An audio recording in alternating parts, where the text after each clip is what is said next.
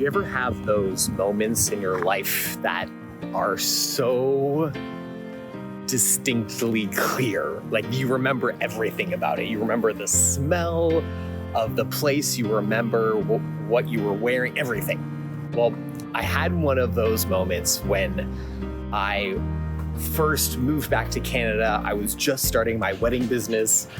I was living in my parents' house at the time, and I remember sitting at my desk and thinking, man, if I could make $50,000 shooting weddings, that would be crazy. And I'm not sure if that sounds like a lot to you, but it was so much to me at the time. Like I was just like, that would be the dream. It would be crazy. And I remember when I actually hit it, I was so excited. I was like, this is my dream. Like, this is so crazy. And I had one of those moments recently and I almost wrecked it. I almost didn't feel the joy that I should have felt.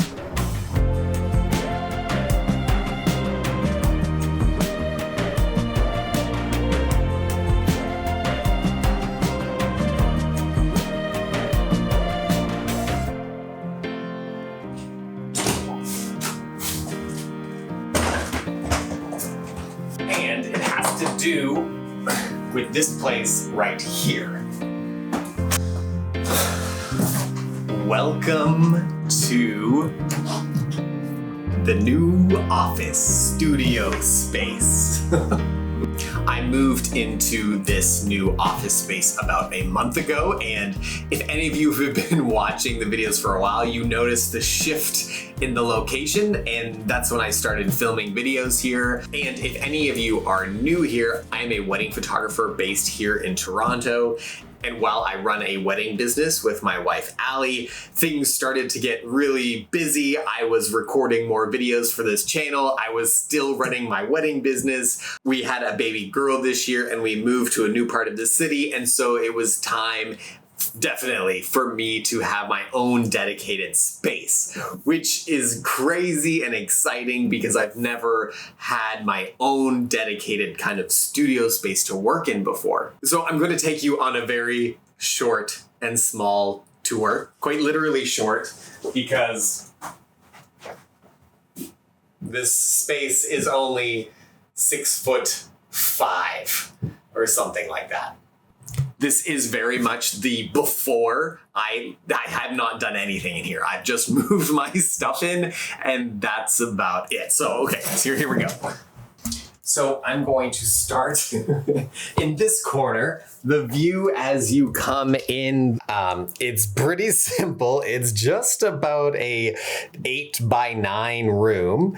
Even though it's a small space, I feel like, I don't know, it's perfect size for me in what I'm doing in terms of making YouTube videos and being able to work, edit photos, have client calls, all of that stuff. But it's pretty simple. I just have my desk that I had at my original place. I have my little glass cabinet here that will eventually be filled with cameras again. Right now, I've just kind of jammed it full of stuff. Here are my Shoot Like an Artist books. There's still a few left if you want to pick one up on the website. This is just one of my paintings. And then, yes, so those are some shelves right there that are going to go here. And so this is the chaos right now. That's my door that I come in. But right in here is like a little alcove that's going to be kind of my storage place. I'm going to put shelves in here and all of the stuff that's in those boxes are going to go on the shelf. This is my wooden gear thing on wheels. If you've been watching the channel for a while, you will recognize that. And that's pretty much it.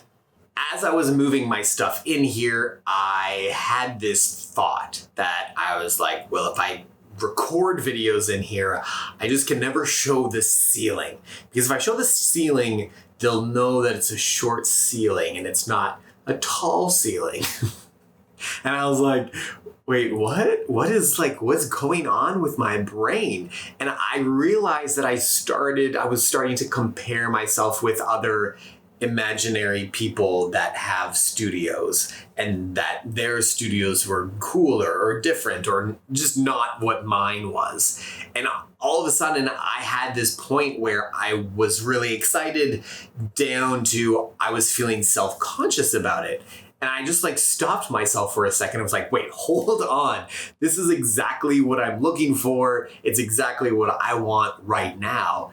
And that's okay. And that's exciting for me. And I almost let looking at others, comparing myself to others, even if they're just imaginary other people, and it was taking away the joy of what I was experiencing in the moment. And that's why it reminded me of that story about, wanting to make $50,000 when I was starting my wedding business. And that for me, doing that would be incredible because I was only comparing my life from where I had come from. I wasn't comparing myself to people on Instagram or Facebook with other wedding photography businesses. I was only looking at where I was the step before. And as long as I was, taking steps forward or 2 or 5 steps forward, then for me, that was success. That was really exciting. And I was at risk at missing out on my own life because I was comparing myself to other people.